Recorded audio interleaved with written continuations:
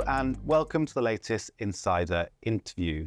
Our guest today is Glennie, manager of the abrdn UK Smaller Companies Growth Trust.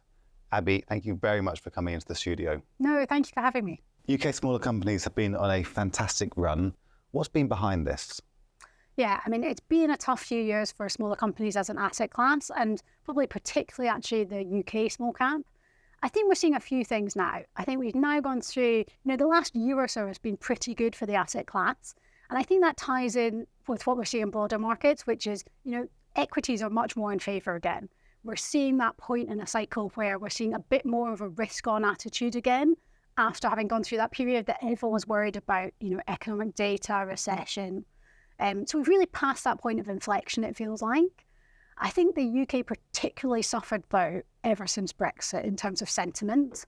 And, what was frustrating for us as managers is that when we looked at the underlying companies, actually, they weren't really impacted. And we continued to see really strong growth.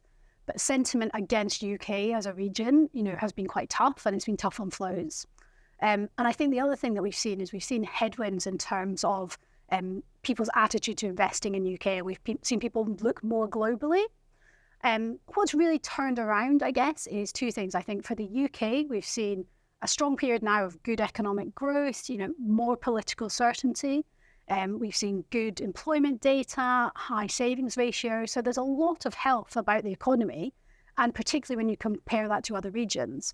And I think we're also seeing, and my team also run European and global small cap products. We're seeing that strength in small cap relative to large really start to come back, and investor appetite definitely pick up. And because of the rise in share prices, have they become more expensive, these UK shares, or are investors still getting a good deal? Yeah, I think that's an important point because, people look at the strength they've seen and think, have I missed this inflection? And, we would look at the rating and say, absolutely not. So actually, as an asset class, UK small cap is cheaper than it was 6 months ago, whereas actually UK large cap, I think, is more expensive than 6 months ago. Small cap does trade at a premium typically to large cap. And, we think that's right because of the better growth prospects that you're seeing. But if you look at the premium of small cap versus large cap in the UK space, it's about 50% less than the long-term, the 10-year average premium. So we think that's a pretty attractive entry point. And also, on a global basis, I think UK small cap trades on around 15 times and world small cap on 20 times. And we have to think that actually, 50% of the revenue generated by the UK smaller companies universe is actually generated overseas as well. So, I think there is a reasonably fair comparison there. So lots of opportunities out there.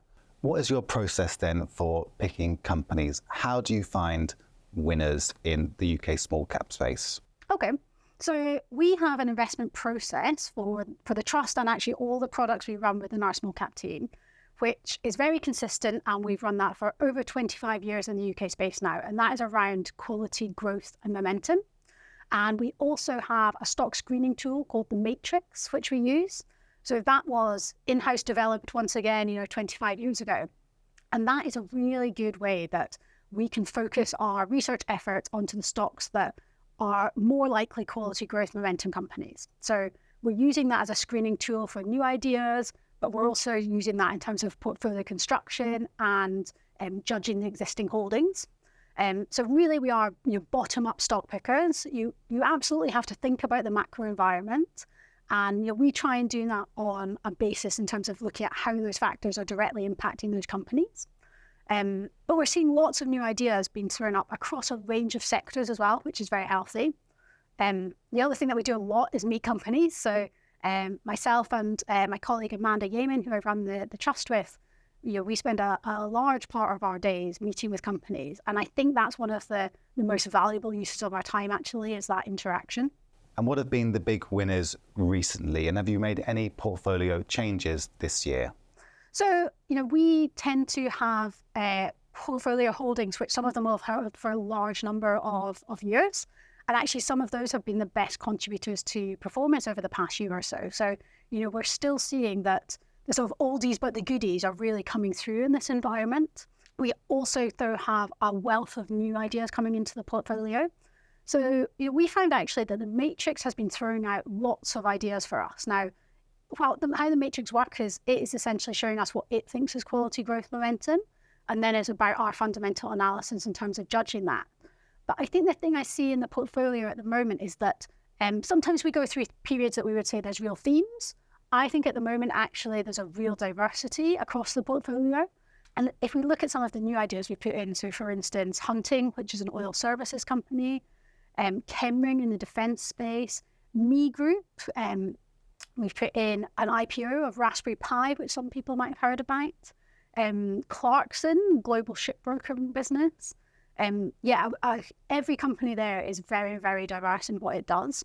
And we've really seen some of these things be good contributors. So while I talked about the things we've held for a long time have done well. So for instance, in recent periods, we've had real share price strength from things like Cranswick, the food producing company, Gamma Communications, which is a business-to-business communications company, Morgan Sindall in the construction space, a real quality play there. We've also had new ideas really contribute. So for instance, Cairn Homes, which is a Irish house builder, and XPS Pensions, which is in the pension space, fund the pension administration and consultancy.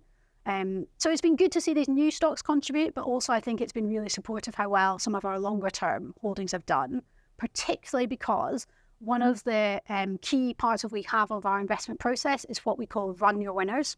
So as long as that investment case is still stacking up, we continue to believe in those companies.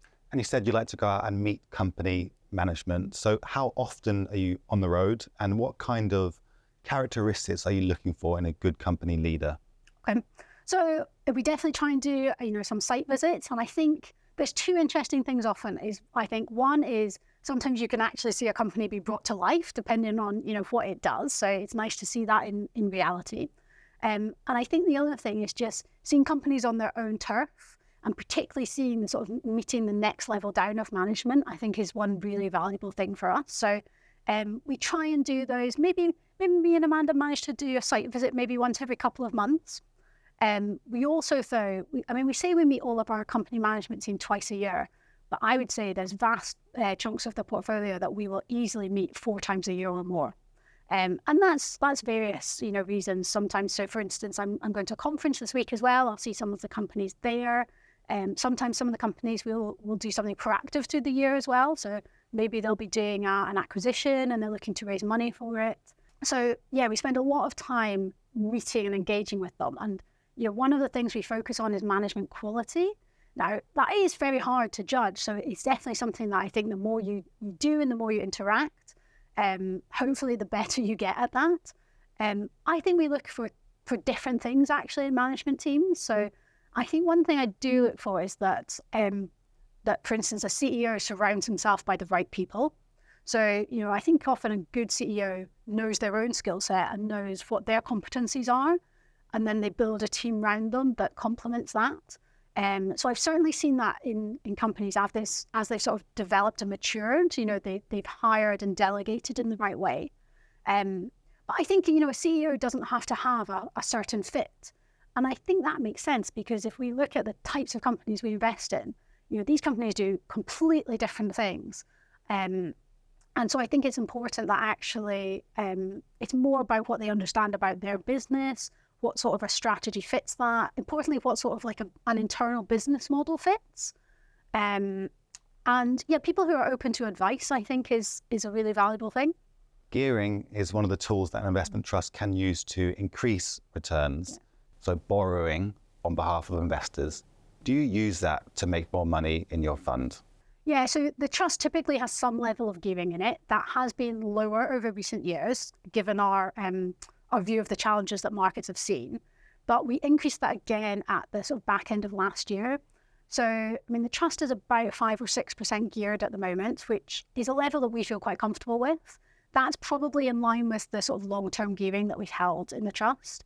I think it's definitely a positive. And, I think if you're an investor who can take a slightly longer term time horizon, this is where, the investment trust becomes a really attractive opportunity in terms of returns, is that, you look at the asset class returns, but you also can have the benefit, hopefully, of gearing, and also we would hope, some discount narrowing as well.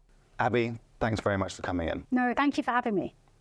And that's all we've got time for. You can check out more insider interviews on our YouTube channel. where you can like, comment, and subscribe. See you next time.